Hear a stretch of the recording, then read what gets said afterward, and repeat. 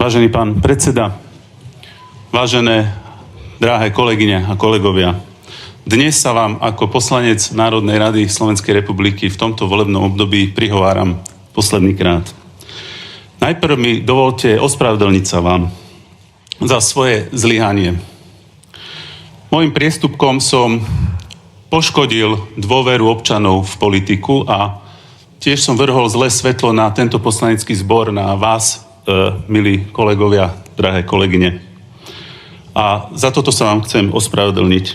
Poslanecký mandát vnímam ako veľmi vzácne poslanie a obrovskú dôveru občanov Slovenskej republiky. A s poslaneckým mandátom sa nehazarduje.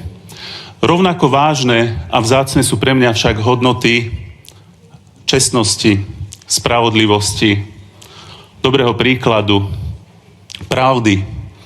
A pre tieto hodnoty som sa dnes rozhodol, že vyvediem politickú zodpovednosť, teda rozhodol som sa už skôr, ale vyvodím politickú zodpovednosť za svoje konanie a zajtra sa vzdám poslaneckého mandátu poslanca Národnej rady Slovenskej republiky. Dovolte mi, aby som sa poďakoval za dôveru a podporu všetkým voličom, všetkým občanom Slovenskej republiky. A takisto sa chcem poďakovať vám, drahé kolegyne, kolegovia, za priateľské vzťahy, za všetky dialógy, diskusie, ktoré boli často vecné, ale niekedy boli veľmi ostré.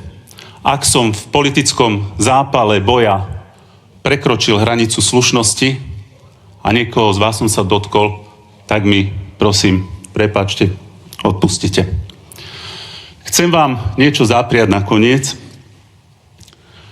Prajem vám, aby ste všetko, čo budete robiť, robili prospech občanov Slovenskej republiky, aby ste prinášali dobré rozhodnutia pre všetkých obyvateľov tejto krajiny, pre celé Slovensko a takisto, aby ste boli pre nás všetkých dobrým príkladom.